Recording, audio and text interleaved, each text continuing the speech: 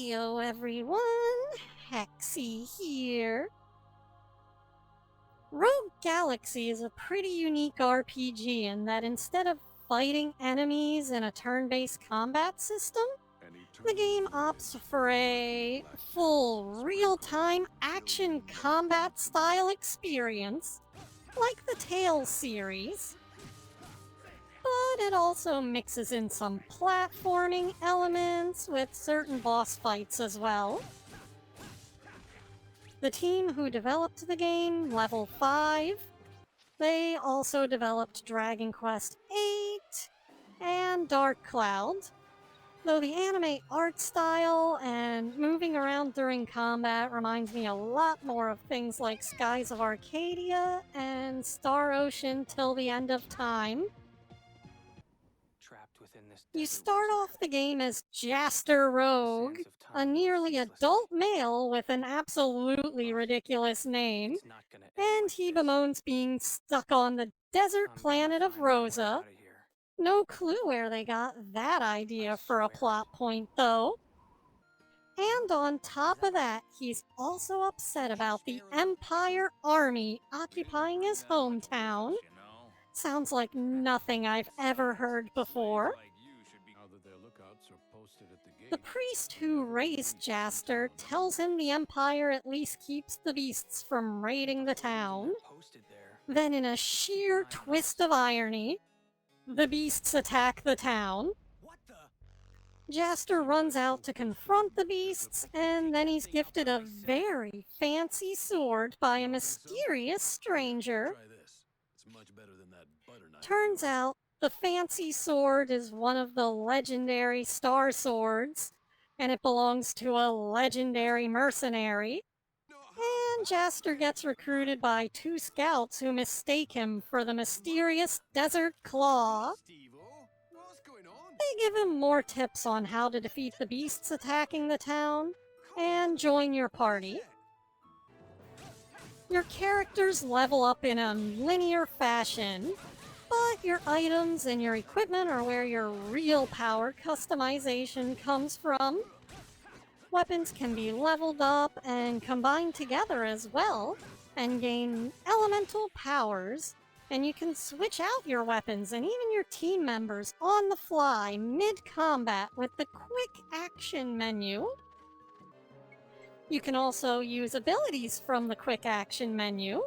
These are unlocked by placing collectible items into a grid-based table called the Revelation Flow. Completing parts of the grid unlocks different abilities which you can use in combat. You can lift enemies up over your head and throw them, and it totally doesn't give me PTSD flashbacks to Disgaea. Anyways, the game can be quite difficult if you don't pay attention to where your enemies are, or if you get separated from your allies. You should also use the map to your advantage. Also, learning to command your allies, either using the L1 button to tell them to automatically use items, or use the quick menu to tell them to use the less expensive items, is very important to staying alive. Keeping your team alive is very important for survival, because if you don't, you'll wind up very quickly dead. The boss fight is pretty cool though, with you needing to break the boss's ankle armor to expose its weak point on its back, and then one of the guys who recruited you gives you a gun that allows you to shoot platforms onto the boss's body so you can climb it. It's definitely a unique experience trying to climb the boss while it's thrashing and trying to knock you off at the same time. It's definitely not Shadow of the Colossus levels of polished, but it's janky and endearing in its own way. After that, we get to see some of the game's amazingly rendered cutscenes. They give the game a really grand scope and scale with how vast and breathtaking the visuals are presented. After some flashbacks and nearly getting eaten during these cutscenes, we finally blast off into space to properly begin our adventure. Trust rumors, can ya? So there's this one guy in your party who looks like Pirate Majima, but this was way before Pirate Majima was even an idea.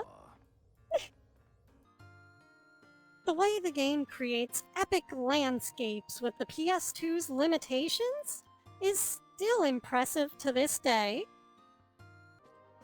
There's specific chests that you'll find throughout the maps. They require specific keys that'll make you backtrack to earlier areas to get all the items. You know what a perfectionist I am when it comes to grabbing chests. The story has some awkward pacing. It tends to play it safe and veer away from any dramatic twists or turns. This does sacrifice some of the character development in some places, though. There's this bug collecting minigame where you can raise these bugs called insectors. But I didn't get very far into the game, so I didn't even get to see this feature yet.